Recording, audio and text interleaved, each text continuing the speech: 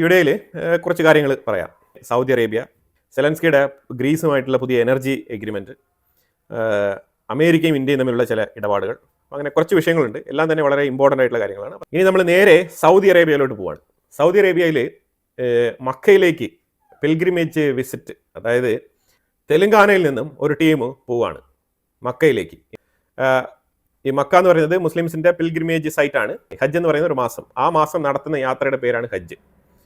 മറ്റുള്ള എല്ലാ സമയത്തും ഈ മക്ക സന്ദർശിക്കാനുള്ള പെർമിഷൻ ഉണ്ട്, എല്ലാ മുസ്ലിംസും അത് ചെയ്യാറുണ്ട്. അതിൻ്റെ പേര് ഉംറ എന്നാണ് പറയുന്നത്. ഈ ഉംറക്ക് പോകുന്ന ആൾക്കാർ എന്ന് പറഞ്ഞു കഴിഞ്ഞാൽ അവർ അതിന് വേണ്ടിയിട്ട് സ്പെഷ്യലായിട്ട് പാസ്പോർട്ടൊക്കെ കൊടുത്തയച്ച് ട്രാവൽ ഏജൻസികൾ വിസ സ്റ്റാമ്പ് ചെയ്ത് സൗദി അറേബ്യയിൽ നിന്ന് പെർമിഷൻ മേടിച്ച് ഉംറക്ക് ഒരു 10 to 15 days വിസിറ്റ്, അങ്ങനെയാണ് അത് പ്ലാൻ ചെയ്യുന്നത്.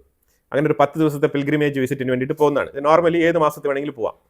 മറ്റേത് ഈ ഹജ്ജ് മാസം എന്ന് പറയുന്നത് ഹജ്ജിൻ്റെ ടൈമിൽ മാത്രമേ ഹജ്ജ് ചെയ്യാൻ പറ്റുള്ളൂ.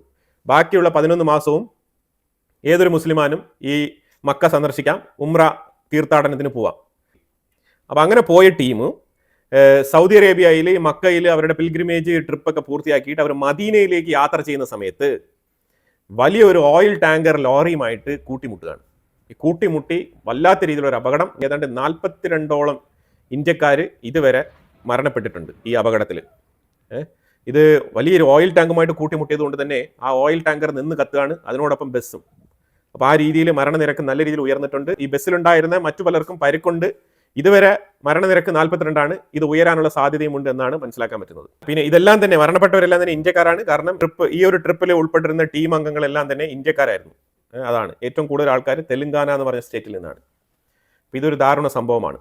അപ്പോൾ അങ്ങനെ സൗദി അറേബ്യയിൽ പ്രവർത്തിക്കുന്ന നമ്മളുടെ Indian embassy emergency service activate ചെയ്തിട്ടുണ്ട്, ടോൾ ഫ്രീ നമ്പറുകൾ ആക്ടിവേറ്റ് ചെയ്തിട്ടുണ്ട്. അതുപോലെ തന്നെ എക്സ്റ്റേണൽ അഫയേഴ്സ് മിനിസ്ട്രി, ഫോറിൻ അഫയേഴ്സിൻ്റെ വെബ്സൈറ്റിൽ ഈ മരണപ്പെട്ട ആൾക്കാരുടെ പേര് വിവരങ്ങളൊക്കെ, ഇതുവരെ കിട്ടിയ രേഖകൾ അനുസരിച്ചുള്ള വിവരങ്ങളൊക്കെ പബ്ലിഷ് ചെയ്തിട്ടുണ്ട്. ഇനി നമ്മൾ നേരെ സെലൻസ്കിയുടെ അടുത്ത് പോവാം. സെലൻസ്കി ഒരു പ്രത്യേക എഗ്രിമെൻറ്റ് സൈൻ ചെയ്തിട്ടുണ്ട്. ഈ എഗ്രിമെൻറ്റ് ഗ്രീസുമായിട്ട് അടുത്ത 3 വർഷത്തിനുള്ളിൽ 2 ബില്യൺ യൂറോ വർത്ത് വരുന്ന ഗ്യാസ് എനർജി പൈപ്പ് ലൈനിലൂടെ കൊണ്ടുവരാനാണ് ഈ ഒരു എഗ്രിമെൻറ്റ് സൈൻ ചെയ്തിരിക്കുന്നത്. ഇതിനകത്ത് ഒരു കാര്യം മനസ്സിലാക്കണം. സെലൻസ്കി എഗ്രിമെൻ്റ് ഒക്കെ സൈൻ ചെയ്തതെല്ലാം ഓക്കെയാണ്. പക്ഷേ ഇതിനകത്ത് ഒരു വിഷയം നമ്മൾ മനസ്സിലാക്കേണ്ടതുണ്ട്. ഞാനിവിടെ ഒരു മാപ്പ് കാണിക്കാം. ആ മാപ്പ് നിങ്ങൾ ജസ്റ്റ് ഒന്ന് മോണിറ്റർ ചെയ്യുക. ഇതിനകത്ത് 3 പൈപ്പ് ലൈനിനെ കുറിച്ചാണ്. ഈ ഒരു മാപ്പിൽ 3 പൈപ്പ് ലൈൻ നിങ്ങൾക്ക് കാണാൻ കഴിയും. ആ 3 പൈപ്പ് ലൈനിൽ ബൾഗേറിയയിലേക്ക് 2 പൈപ്പ് ലൈൻ വരുന്നുണ്ട്. ഇപ്പം നിലവിലുള്ള ഈ ഒരു വിഷയം എന്ന് പറഞ്ഞാൽ ഗ്രീസിൽ നിന്നും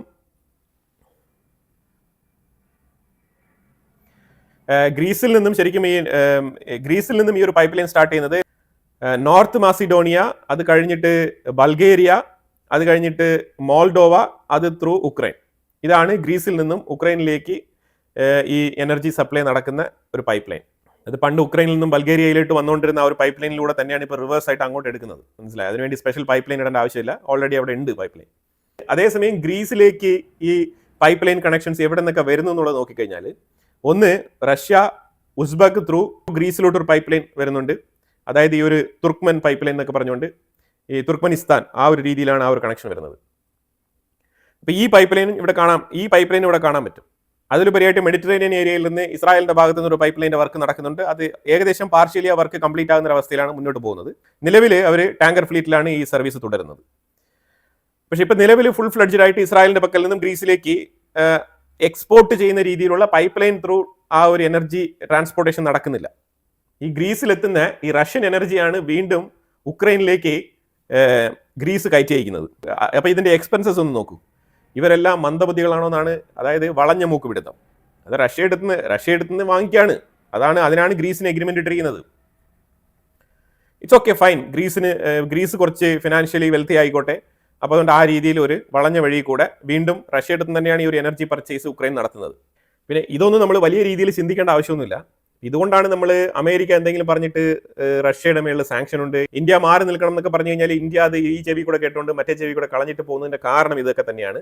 സാങ്ഷൻ അപ്ലൈ ചെയ്തുകൊണ്ട് അതിൻ്റെ മറവിൽ അമേരിക്കയും റഷ്യയുമായിട്ട് നല്ല രീതിയിലുള്ള കച്ചവടം നടത്തിക്കൊണ്ട് തന്നെയാണ് മുന്നോട്ട് പോകുന്നത്. അപ്പോൾ ഇതാണ് യാഥാർത്ഥ്യം. ഇനി ഈ എനർജി മേഖലയുമായിട്ട് ബന്ധപ്പെട്ട് ഇന്ത്യയിൽ നിന്നൊരു വാർത്ത വരുന്നത്, അമേരിക്കയിൽ നിന്നും LNG വാങ്ങാൻ വേണ്ടിയിട്ട് ധാരണയായിട്ടുണ്ട്. അപ്പോൾ ഇത് ഹർദീപ് സിംഗ് പുരി, നമ്മളുടെ എനർജി മിനിസ്റ്റർ തന്നെയാണ്.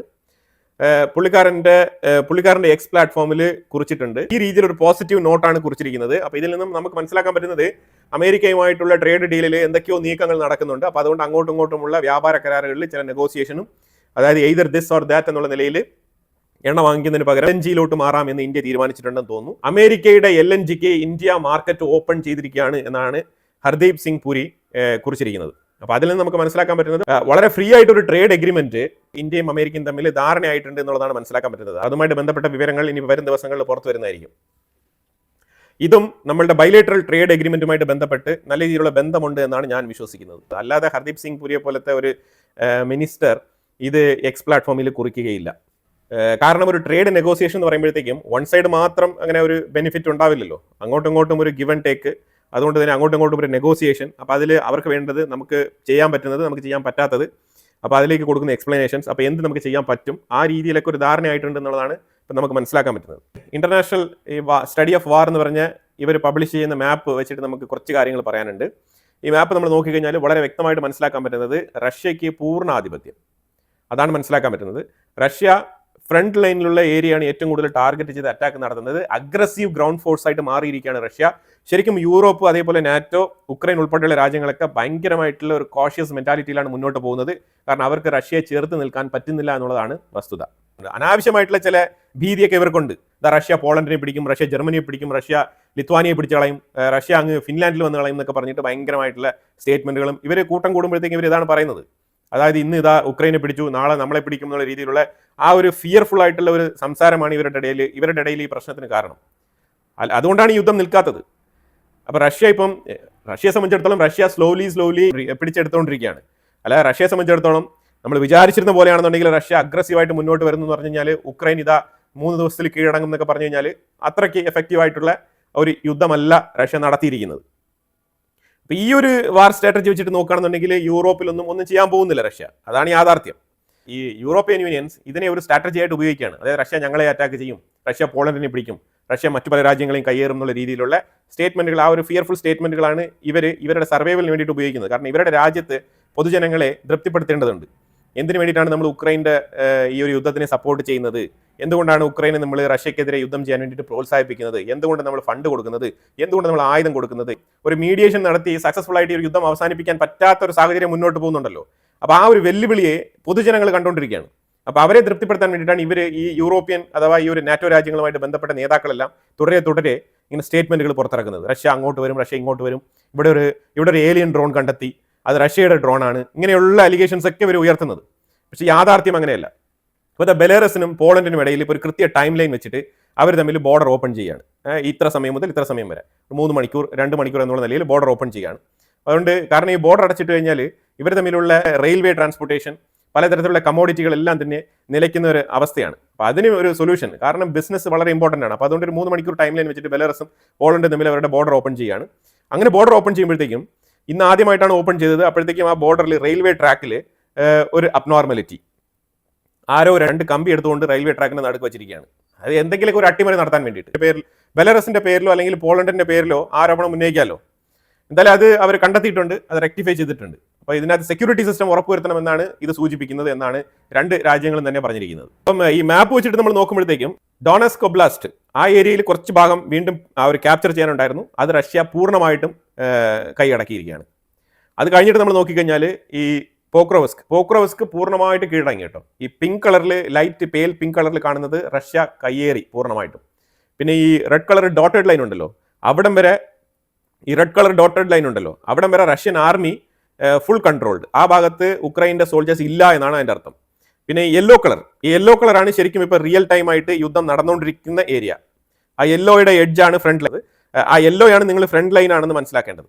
അപ്പോൾ ഈ യെല്ലോ കളർ നിങ്ങൾ നോക്കൂ. ഇപ്പോൾ ഇതിനകത്ത് മിൻഹാഡ് എന്ന് പറഞ്ഞ സ്ഥലം ഉണ്ടല്ലോ, മിൻഹാഡ് എന്ന് പറഞ്ഞ സ്ഥലം പൂർണ്ണമായി വളഞ്ഞിരിക്കുകയാണ്. ആ മിൻഹാഡിലെ നടുക്ക് കുറച്ച് ഏരിയ മാത്രമാണ് വൈറ്റ് കളറിലുള്ളത്. ആ ഏരിയ പൂർണ്ണമായിട്ടും റഷ്യ റൗണ്ട് അപ്പ് ചെയ്തിരിക്കുകയാണ്, വളഞ്ഞിരിക്കുകയാണ്. അപ്പോൾ അതായത് പോക്രോവസ്ക് ഒരു 1.5 ആഴ്ചയ്ക്ക് മുമ്പ് എന്തായിരുന്നു അവസ്ഥ, ആ അവസ്ഥയിലേക്ക് ഇപ്പം മിൻഹാഡ് എന്ന് പറഞ്ഞ ആ ഒരു ലാൻഡ് ആയിരിക്കുകയാണ്. ഈ മിൻഹാഡ് വീണ് കഴിഞ്ഞാൽ ഉക്രൈൻ നിരുപാധികം പരാജയപ്പെടും. കാരണം ഈ മിൻഹാഡ് എന്ന് പറയുന്നത് ഉയരം കൂടിയ പ്രദേശമാണ്. അപ്പോൾ ഈ ഉയരം കൂടിയ പ്രദേശം റഷ്യ കൈയടക്കുന്നതോടുകൂടി ഈ മഞ്ഞുകാലത്ത് ഇനി വരാൻ പോകുന്ന ഒരു 3 മാസം, ഈ 3 മാസത്തേക്ക് ഉക്രൈന് ഒന്നും തന്നെ ചെയ്യാൻ പറ്റില്ല എന്നുള്ള അവസ്ഥയാണ്. കാരണം റഷ്യ ഉയരത്തിലാണ് ഇരിക്കുന്നത്. ഈ മഞ്ഞുകാലത്ത് ഉയരം കൂടിയ സ്ഥലം ക്യാപ്ചർ ചെയ്യുന്ന ആൾക്ക് വല്ലാത്ത രീതിയിലുള്ള ഡോമിനേഷൻ കിട്ടും. അതിനാണ് റഷ്യ ഇപ്പോൾ മുന്നോട്ട് പോകുന്നത്. പലരും വന്നിട്ട് റഷ്യൻ സപ്പോർട്ട് ഉക്രൈൻ സപ്പോർട്ട്, ഇത് ഇവിടെ റഷ്യൻ സപ്പോർട്ടോ ഉക്രൈൻ സപ്പോർട്ടോ ഒന്നുമല്ല, അവർ യുദ്ധം ചെയ്യുന്നുണ്ട്. ആ യുദ്ധത്തിൽ നടക്കുന്ന ഫാക്ട് അമേരിക്കൻ ബേസ്ഡ് ആയിട്ട് അവരുടെ വാർ സ്റ്റഡീസ് പബ്ലിഷ് ചെയ്യുന്ന മാപ്പ് എടുത്ത് വെച്ചിട്ടാണ് നമ്മളിവിടെ ആർഗ്യുമെന്റ് മുന്നോട്ട് വെക്കുന്നത്. അല്ലാതെ ഇവിടെ റഷ്യക്കോ അല്ലെങ്കിൽ ഉക്രൈനോ അനുകൂലമായിട്ടല്ല ഇവിടെ കാര്യങ്ങൾ പറയുന്നത്. ഇത് നിങ്ങൾ എങ്ങനെ മനസ്സിലാക്കുന്നുള്ളതാണ്. അതായത് വാർ ഫീൽഡിൽ നടക്കുന്ന വിഷയം എന്താണ്, അവിടെ നടക്കുന്ന വിഷയം എന്താണോ ആ ഫാക്ട് ഞാൻ നിങ്ങളുടെ മുന്നിലേക്ക് വെക്കുന്നത് മാത്രമേ ഉള്ളൂ. തീർച്ചയായിട്ടും ഉക്രൈൻ റഷ്യക്കുള്ളിൽ ആക്രമണങ്ങൾ നടത്തുന്നുണ്ട്, റഷ്യ തിരിച്ചടിക്കുന്നുണ്ട്. പക്ഷേ റഷ്യയുടെ അറ്റാക്കിന്റെ ആഘാതം ഇച്ചിരി കൂടുതലാണ് ഉക്രൈൻ്റെ ഉള്ളിൽ. അതാണ് മനസ്സിലാക്കേണ്ടത്. കാരണം ഫ്രണ്ട് ലൈനിൽ ഒരു രീതിയിലും ഇലക്ട്രിസിറ്റി ഇല്ല, സപ്ലൈ ഇല്ല, കറണ്ട് ഫുള്ള് കട്ടാണ്. കാരണം റഷ്യ ഇപ്പോൾ ഈ ഇടയായിട്ട് ടാർഗറ്റ് ചെയ്യുന്നത് കംപ്ലീറ്റ് ട്രാൻസ്ഫോമേഴ്സ് ആണ്. അതായത് കറണ്ട് സപ്ലൈ ചെയ്യുന്ന ട്രാൻസ്ഫോമേഴ്സ്. നമ്മുടെ ഇലക്ട്രിസിറ്റി ബോർഡ് ഇരിക്കുന്ന സ്ഥലത്ത് ചില ഏരിയകളുണ്ടല്ലോ, സബ്സ്റ്റേഷൻസ്. ഈ സബ്സ്റ്റേഷൻസ് ആണ് ഇപ്പം റഷ്യ ഏറ്റവും കൂടുതൽ ടാർഗറ്റ് ചെയ്ത് അറ്റാക്ക് നടത്തിയിരിക്കുന്നത്. ഈ സബ്സ്റ്റേഷൻസ് എന്ന് പറഞ്ഞാൽ അത് ഇമീഡിയറ്റ് ആയിട്ട് അങ്ങനെ ബിൽഡ് ചെയ്യാൻ പറ്റത്തില്ല. അത് ഒരുപാട് മെഷീനറീസ് ഇറക്കുമതി ചെയ്യണം, അതിന് ട്രാൻസ്ഫോമേഴ്സ് കൊണ്ട് ഫിക്സ് ചെയ്യണം. അതങ്ങനെ എളുപ്പത്തിൽ നടക്കുന്ന പരിപാടിയല്ല. അപ്പോൾ അതുകൊണ്ട് ഫ്രണ്ട് ലൈൻ ഏരിയയിൽ മൊത്തത്തിൽ കറണ്ട് ഇല്ല. അതാണ് മനസ്സിലാക്കേണ്ടത്. പിന്നെ റഷ്യ ആണെങ്കിൽ ഏറ്റവും കൂടുതൽ കീവ് ടാർഗറ്റ് ചെയ്തുള്ള ആക്രമണങ്ങളാണ് തുടരെ നടത്തുന്നത്. ഉക്രൈൻ ചെയ്യുന്നുണ്ട്. ഉക്രൈൻ എന്താണ് ചെയ്യുന്നത് പറഞ്ഞാൽ റിഫൈനറികളാണ് ടാർഗറ്റ് ചെയ്ത് അറ്റാക്ക് നടത്തുന്നത്. റഷ്യക്ക് എനർജി മേഖലയിൽ ചില ഷോർട്ടേജ്, എക്സ്പോർട്ടിനും അതേപോലെ അവരുടെ രാജ്യത്തിന്റെ ഉള്ളിൽ ഉൽപ്പാദിപ്പിക്കുക, അവരുടെ രാജ്യത്തിന്റെ ഉള്ളിൽ സപ്ലൈ ചെയ്യുന്ന റിഫൈൻഡ് ഓയിലിനൊക്കെ ചില ബുദ്ധിമുട്ടുകൾ ഉണ്ടാകുന്നതിൽ ഒഴിച്ചു കഴിഞ്ഞാൽ ബാക്കിയുള്ള വിഷയങ്ങളിലെല്ലാം നോക്കുമ്പോഴത്തേക്കും തീർച്ചയായിട്ടും സോൾജേഴ്സ് അങ്ങോട്ടും ഇങ്ങോട്ടും ആക്രമണം നടത്തുമ്പോഴത്തേക്കും കാഷ്വാലിറ്റീസ് ഉണ്ടാവാനുള്ള സാധ്യതയുണ്ട്. അതിന് പുറമെ റഷ്യയുടെ കാര്യങ്ങൾ കുറച്ചുകൂടെ സേഫ് ആണ്. അമേരിക്ക വീണ്ടും വെനിസുലയുടെ സൈഡിൽ നിന്നും വന്ന ഒരു ബോട്ടിനെ അറ്റാക്ക് ചെയ്തിരിക്കുകയാണ്. അതായത് ഒരു കാര്യം എനിക്ക് മനസ്സിലാവുന്നില്ല, നിരന്തരം ഇങ്ങനെ ബോട്ട് അറ്റാക്ക് ചെയ്യുമ്പോഴത്തേക്കും പടക്കപ്പൽ അവിടെ കൊണ്ടിട്ടിട്ടുണ്ട്, USS ജെറാൾഡ് പോലത്തെ ഷിപ്പൊക്കെ അവിടെ കൊണ്ടിട്ടിരിക്കുകയാണ്. അപ്പോൾ ഈ വാർഷിപ്പുകൾ ഇവിടെ നിൽക്കുന്ന സാഹചര്യത്തിൽ തുടരെ ഫൈറ്റർ ജെറ്റുകൾ അങ്ങോട്ടും ഇങ്ങോട്ടും പറന്നുകൊണ്ടിരിക്കുന്ന സാഹചര്യത്തിൽ ഏത് കടത്തൽക്കാരനാണ് ഈ ബോട്ടിൽ ഈ മരുന്ന് വെച്ചുകൊണ്ട് പോകുന്നത്? അത്രയ്ക്ക് ധൈര്യമൊന്നും ആർക്കും ഇല്ല.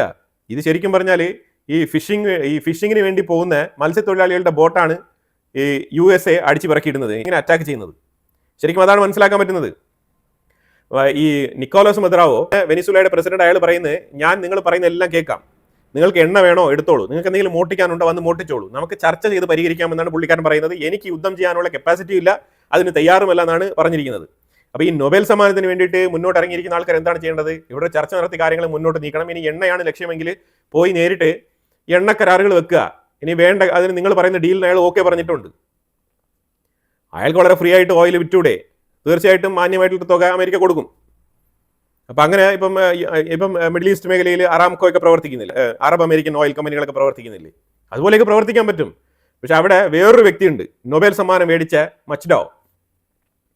ഈ ലേഡി പറഞ്ഞുകൊണ്ടിരിക്കുന്നത് അമേരിക്ക വന്ന് യുദ്ധം ചെയ്ത് നിക്കോളാസിനെ ഭരണത്തിൽ നിന്ന് ഇറക്കണമെന്നാണ് പറഞ്ഞുകൊണ്ടിരിക്കുന്നത്. പുള്ളിക്കാരത്തിക്കാണ് ഇത്തവണത്തെ സമാധാനത്തിന്റെ നൊബേൽ സമ്മാനം കൊടുത്തിരിക്കുന്നത്. ഇത് നമുക്ക് മനസ്സിലാക്കാൻ പറ്റുന്നില്ല. തീർച്ചയായിട്ടും ഈ ഇപ്പം വെനിസുലയുമായിട്ട് ഇരുന്ന് സംസാരിച്ച് ഇപ്പം ഈ മരുന്നാണ് പ്രശ്നം എന്നുണ്ടെങ്കിൽ അതിനും ഒരു തീരുമാനം ഉണ്ടാക്കാമല്ലോ, സെക്യൂരിറ്റി സിസ്റ്റംസ് ഉറപ്പുവരുത്താമല്ലോ. പക്ഷേ ഇവിടെ വെനിസുലയെക്കാളും ഏറ്റവും കൂടുതൽ മറ്റു പല രാജ്യങ്ങളുണ്ടെന്നാണ് അറിവ്. ബ്രസീൽ പോലത്തെ രാജ്യങ്ങൾ, കൊളംബിയ പോലത്തെ രാജ്യങ്ങൾ, ഇതെല്ലാം തന്നെ ഈ ലിസ്റ്റിൽ വരുന്നതാണ്. അതെല്ലാം വിട്ടിട്ട് വെനിസുലയെ മാത്രം ടാർഗറ്റ് ചെയ്യുമ്പോൾ അവിടുത്തെ ഭരണാധികാരി പറഞ്ഞു കഴിഞ്ഞു, നിങ്ങൾ വന്നോളൂ, നമുക്ക് ചർച്ച നടത്താം, എന്താണ് നിങ്ങൾക്ക് വേണ്ടത്, ഞാൻ സഹകരിക്കാൻ തയ്യാറാണെന്ന്. ഇനി വീണ്ടും പോയിട്ട് പിന്നെ ഈ അറ്റാക്ക് നടത്തിക്കൊണ്ടിരിക്കുന്നത് എന്തിനാണെന്നാണ് എനിക്ക് മനസ്സിലാവാത്തത്.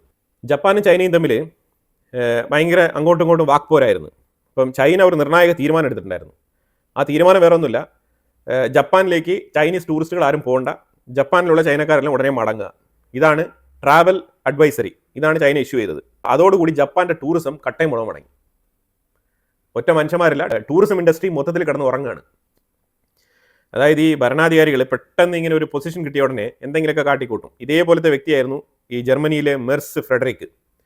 അയാൾ വന്ന ഉടനെ ഭയങ്കരമായിട്ടുള്ള ഡയലോഗുകളൊക്കെ തന്നെയാണ് അവതരിപ്പിച്ചത്. ഇപ്പം പിന്നെ ഇച്ചിരി ശാന്തമായി അടങ്ങിയിരിപ്പുണ്ട്. ഇപ്പം ഏത് നേരത്തും ഈ ഒരു പദവി തെറിക്കുമോ എന്നുള്ള രീതിയിലുള്ള പേടിയിലാണ് ഇപ്പം മെർസ് ഫ്രെഡറിക്. ജർമ്മനിയുടെ ഒരു എക്കണോമിക് അവസ്ഥ വെച്ചിട്ട് അങ്ങനെയാണ് കാര്യങ്ങൾ മുന്നോട്ട് പോകുന്നത്. അവിടുത്തെ എക്കണോമിക് സ്ഥിതി ശരിയല്ല, അൺഎംപ്ലോയ്മെൻറ്റ്, ഇതെല്ലാം തന്നെ ഇപ്പം മെർസ് ഫ്രെഡറിക്കിനെ കുറച്ച് ചിന്തിപ്പിച്ചിട്ടുണ്ട്. നമ്മൾ അഗ്രസീവായിട്ട് എന്തെങ്കിലുമൊക്കെ പറഞ്ഞിട്ട് കാര്യമില്ല, എക്സ്പീരിയൻസ് ഉള്ള ആളിനെ പോലെ പെരുമാറണം എന്നുള്ള ഒരു തിരിച്ചറിവ് ഇപ്പോൾ പുള്ളിക്ക് കിട്ടിയിട്ടുണ്ടെന്നാണ് മനസ്സിലാക്കാൻ പറ്റുന്നത്. നേരെ മറിച്ച് നമ്മൾ അതുപോലെ തന്നെ സനെ തക്കൈച്ചി, ജപ്പാന്റെ പ്രധാനമന്ത്രിയുടെ അടുത്ത് വന്നു കഴിഞ്ഞാൽ ഇതേ ഒരു അവസ്ഥ അവിടെയും വരുന്നുണ്ട്. അഗ്രസീവായിട്ട് പല ഡയലോഗുകളും ചൈനയ്ക്കെതിരെ പറഞ്ഞു. എന്നിട്ട് ഇപ്പം ഒരു രീതിയിലും പിടിച്ചു നിൽക്കാൻ പറ്റാതെ ജപ്പാന്റെ ആർമി ഉദ്യോഗസ്ഥനെ, സീനിയർ ആയിട്ടുള്ള ഒരു സീനിയർ മോസ്റ്റ് ആർമി ഉദ്യോഗസ്ഥനെ ചൈനയിലേക്ക് അയച്ചിരിക്കുകയാണ് ചർച്ചയ്ക്ക് വേണ്ടിയിട്ട്. എന്തിനാണ്? നിങ്ങൾ ഈ ടൂറിസം ഒന്നും നിർത്തരുത്, നമ്മൾ ജസ്റ്റ് ഒരു ഡിപ്ലോമാറ്റിക് രീതിയിലുള്ള ഡയലോഗാണ് നമ്മൾ ഉദ്ദേശിച്ചത്. പുതിയ പ്രധാനമന്ത്രിയാണ്, അവർക്ക് അറിയില്ല, അതുകൊണ്ട് അവർ ജസ്റ്റ് 2-3 വാക്ക് ജനങ്ങളെ സന്തോഷിപ്പിക്കാൻ വേണ്ടി പറഞ്ഞതാണ്. അപ്പം ഷീ ജിങ് പിങ് അതിനെ വലിയ കാര്യമാക്കരുത്, നിങ്ങൾ ജസ്റ്റ് ഒന്ന് റെക്കമെൻഡ് ചെയ്ത് വീണ്ടും പഴയതുപോലെ ബന്ധം പുനഃസ്ഥാപിക്കണം എന്ന് പറയാൻ വേണ്ടിയിട്ടാണ് പോയിരിക്കുന്നത്. അപ്പോൾ ഈ തൈവാനും ഷെൻകാക്കു ഐലൻഡൊക്കെ അതൊക്കെ അതുപോലെ തന്നെ നിൽക്കട്ടെ, അത് വലിയ കാര്യമൊന്നുമില്ല. ഇപ്പം നിങ്ങൾ അതിനെ എതിർക്കുമ്പോൾ ഞങ്ങൾ അതിനെതിരെ സ്റ്റേറ്റ്മെന്റ് പറയും. അതിലുപരിയായിട്ട് നമ്മുടെ രാജ്യങ്ങൾ തമ്മിലുള്ള അങ്ങോട്ടും ഇങ്ങോട്ടുള്ള ബിസിനസ് ഒക്കെ നിർത്തേണ്ടതില്ല എന്നുള്ളൊരു കൺസെന്റ് കൊടുക്കാനാണ് പോയിരിക്കുന്നത്. ഞാനിപ്പോൾ ഓർക്കുന്നത് ഇന്ത്യൻ പ്രധാനമന്ത്രി ചൈന ഷാങ്ഹായ് കോർപ്പറേഷൻ വിസിറ്റ് ചെയ്യുന്നതിന് മുമ്പ് ജപ്പാൻ വിസിറ്റ് ചെയ്തിട്ടുണ്ടായിരുന്നു. ആ സമയത്ത് കുറേ വാർത്തകൾ നമുക്ക് കാണാനിടയായി ജപ്പാനിലോട്ട് പോകുന്നത്. കാരണം ജപ്പാനും ചൈനയും തമ്മിൽ ഭയങ്കര പ്രശ്നക്കാരാണ്. അപ്പോൾ അതുകൊണ്ട് ചൈനയ്ക്ക് പോകുന്നതുമായിട്ട് ബന്ധപ്പെട്ട് ജപ്പാനിൽ നമുക്ക് അത്ര വെൽക്കം കിട്ടാനുള്ള, സ്വീകാര്യത കിട്ടാനുള്ള സാധ്യതയില്ല എന്നുള്ള വിലയിരുത്തലുകളൊക്കെ പല വിദഗ്ധരും നടത്തിയിട്ടുണ്ടായിരുന്നു. പക്ഷേ ചൈനയും ജപ്പാനും തമ്മിൽ അവർ തമ്മിലുള്ള അന്തർധാര എങ്ങനെയാണെന്നുള്ളത് ഒന്ന് എടുത്തു പറയാൻ വേണ്ടിയിട്ടാണ് ഞാനൊരു വിഷയം ഇവിടെ കോട്ട് ചെയ്യുന്നത്. ജപ്പാന്റെ സീനിയർ മോസ്റ്റ് മിലിറ്ററി ഉദ്യോഗസ്ഥൻ ഇന്ന് ചൈനയിൽ ചർച്ച നടത്തിക്കൊണ്ടിരിക്കുകയാണ്. അതായത് നമ്മൾ വാർത്താ മാധ്യമങ്ങളിൽ നമ്മളിങ്ങനെ വാക്പോരൊക്കെ നടത്തും, അതൊക്കെ വെച്ചിട്ട് നിങ്ങൾ ബിസിനസ് ഒന്നും നിർത്തണ്ട എന്ന് പറയാനാണ് പോയിരിക്കുന്നത്. എന്തേ, ജപ്പാനും അമേരിക്കയും നല്ല ബന്ധത്തിലല്ലേ, എന്നാൽ ചൈനയുമായിട്ട് അവരിപ്പോൾ സംസാരിക്കുന്നുണ്ടല്ലോ. ഇതാണ് ഡിപ്ലോമസി, ഇങ്ങനെ ഇത് വർക്ക് ആവത്തുള്ളൂ. ഈ ഇമേജിൽ ഞാൻ കാണിക്കുന്നത് അബ്ദുൽ റേസ സലേ, ഇയാളൊരു ഇറാനിയനാണ്. ഇയാളുടെ തലയ്ക്ക് $15 മില്യൺ പ്രഖ്യാപിച്ചിരിക്കുന്നത് അമേരിക്ക. എന്തിനാണെന്ന് പറഞ്ഞാൽ ഇയാളാണ് ശരിക്കും ഈ ഇറാനിൽ നിന്നും ഹൂത്തികളെ കൺട്രോൾ ചെയ്യുന്നതും അതുപോലെ തന്നെ ലെബനാനിൽ ഹെസ്ബുള്ളകളെ കൺട്രോൾ ചെയ്യുന്നതിൻ്റെ ഒരു കണ്ണിയാണ് ഈ വ്യക്തി. കഴിഞ്ഞ 12 ദിവസത്തെ യുദ്ധത്തിൽ ഇസ്രായേൽ ഈ വ്യക്തിക്കെതിരെ നല്ല രീതിയിലുള്ള ടാർഗറ്റ് സെറ്റ് ചെയ്തിരുന്നു. പക്ഷേ ഇയാൾ തലനാരിഴയ്ക്ക് രക്ഷപ്പെട്ടു എന്നാണ് വാർത്ത. അപ്പോൾ ഇയാളിപ്പോൾ എവിടെയോ ജീവനോടെ ഉണ്ടെന്നും ഇയാൾ പല രീതിയിലുള്ള കാര്യങ്ങളൊക്കെ നടപ്പിലാക്കുന്നുണ്ട് രഹസ്യ താവളങ്ങളിൽ ഇരുന്നുകൊണ്ട് എന്നുള്ളൊരു ഇൻ്റലിജൻസ് വിവരത്തിൻ്റെ അടിസ്ഥാനത്തിലാണ് അമേരിക്ക ഇയാളുടെ തലയ്ക്ക് $15 മില്യൺ പ്രഖ്യാപിച്ചിരിക്കുന്നത്. ഇയാളെക്കുറിച്ചുള്ള ഇൻഫർമേഷൻസ് കൊടുക്കുന്ന ആൾക്കാർക്ക് ഈ 15 മില്യൺ കൊടുക്കും എന്നാണ് പറഞ്ഞിരിക്കുന്നത്. ഇപ്പോൾ ഇയാളെക്കുറിച്ചൊരു ഇൻഫർമേഷൻ കൊടുത്തിട്ട് ഏതെങ്കിലും ഒരുത്തൻ ലെബനാന്റെ ഉള്ളിലോ അല്ലെങ്കിൽ യമന്റെ ഉള്ളിലോ ഇറാന്റെ ഉള്ളിലോ ജീവിച്ചിരിക്കാൻ പറ്റുമോ? അയാൾക്കുള്ള ഉത്തരവാദിത്തം, റെസ്പോൺസിബിലിറ്റി ആരേറ്റെടുക്കും? അപ്പോൾ അതുകൊണ്ട് ഇത് പ്രഖ്യാപനം മാത്രമാണ്. ഇനി ഏതെങ്കിലും സമയത്ത് ഇസ്രായേൽ ഇയാളെ ടാർഗറ്റ് ചെയ്ത് അറ്റാക്ക് നടത്തി എന്നുള്ള രീതിയിൽ എലിമിനേറ്റഡ് എന്ന് പറഞ്ഞ ആ ഒരു ഇമേജ് ഒക്കെ കാണാനുള്ള സാധ്യതയുണ്ട്. കഴിഞ്ഞ കുറേ മാസങ്ങളായിട്ട് ഇറാൻ വെള്ളമില്ലാതെ കിടന്ന് വലയുകയായിരുന്നു. അപ്പോൾ അങ്ങനെ 16ഓളം ഡാമുകൾ ഇറാൻ്റെ ഉള്ളിൽ എംറ്റിയാണ്, വെള്ളമില്ലാത്ത അവസ്ഥയായിരുന്നു. ഇറാൻ്റെ സ്പേസിൽ ശരിക്കും ക്ലൗഡ് സീഡിങ്ങിൻ്റെ പോസിബിലിറ്റീസ് കണ്ടെത്തിയതായിട്ടും അതിനെ തുടർന്ന് ക്ലൗഡ് സീഡിങ് നടത്തി നല്ല രീതിയിലുള്ള മഴ ഇപ്പം ലഭിച്ചിട്ടുണ്ട്. അതായത് അത്രത്തോളം ഡ്രൈനസ്, ആ ഡ്രൈനസ്സിന് ഒരു വിരാമം, ആ വെള്ളമില്ലാതെ വരണ്ടുണങ്ങിയ അവസ്ഥയ്ക്ക് ഇപ്പോൾ ഇച്ചിരി ഒരു ആശ്വാസം കിട്ടിയിട്ടുണ്ട്. നല്ല രീതിയിലുള്ളൊരു മഴ ലഭിച്ചിട്ടുണ്ട്. ക്ലൗഡ് സീഡിങ് നടത്തിയിട്ടാണ് ഈ മഴ വരുന്നതെങ്കിലും മഴ ലഭിച്ചിട്ടുണ്ട്. അത്രയ്ക്ക് സന്തോഷം. അങ്ങനെ ഇറാൻ ഒരു നീണ്ട വരൾച്ചയുടെ കാലത്തു നിന്നും അങ്ങനെ ഇറാൻ്റെ വെള്ളത്തിൻ്റെ പ്രതിസന്ധിക്ക് ഒരു അവസാനം ഉണ്ടായിരിക്കുകയാണ്. അതുപോലെ ഇന്നലെ കോങ്കോയിൽ ഒരു ലാൻഡ് സ്ലൈഡ്. ഈ കോങ്കോയിലെ ലാൻഡ് സ്ലൈഡ് എന്ന് പറഞ്ഞാൽ ആ ഭാഗത്തൊക്കെ തീവ്രവാദികളുടെ നല്ല സാന്നിധ്യമുണ്ട്. കോങ്കോയും റുവാണ്ടയും തമ്മിൽ ട്രംപ് വൈറ്റ് ഹൗസിൽ വിളിച്ച് ട്രീറ്റിയൊക്കെ ഒപ്പിടിപ്പിച്ചതാണ്. എന്നിട്ടും കാര്യങ്ങളൊന്നും നടന്നില്ല. അവിടെ ഇപ്പോഴും തീവ്രവാദം തഴച്ച് വളരുന്നുണ്ട്. ഈ ലാൻഡ് സ്ലൈഡ് നടന്നതിൽ ഏതാണ്ട് 40ഓളം ആൾക്കാർ മണ്ണിൻ്റെ അടിയിലാണ്. ഈ നേരം വെളുത്തപാടെ ആൾക്കാരൊക്കെ ഇരുന്ന് കരച്ചിലാണ്. അതായത് ഈ ബന്ധുമിത്രാദികളൊക്കെ ഈ മണ്ണിൻ്റെ അടിയിൽ കിടക്കുന്നുണ്ട്. ഇത് എന്തായി, ഏതായി, ഇത് എങ്ങനെ റെസ്ക്യൂ ചെയ്യും, വല്ലാത്ത രീതിയിലുള്ള ഒരു സിറ്റുവേഷനാണ് കോങ്കോയിൽ രൂപപ്പെട്ടിരിക്കുന്നത്. ഇന്നത്തെ കുറേ ഇമ്പോർട്ടൻ്റ് ആയിട്ടുള്ള ഇൻഫർമേഷൻസ് നമ്മൾ ഇതിനകത്ത് കവർ ചെയ്തിട്ടുണ്ട്. ഇതിനെക്കുറിച്ചുള്ള അഭിപ്രായങ്ങൾ കമൻറ്റ് ബോക്സിൽ രേഖപ്പെടുത്തുക. കൂടുതൽ വാർത്തകളുമായിട്ട് അടുത്ത വീഡിയോയിൽ വരാം. Thank you so much.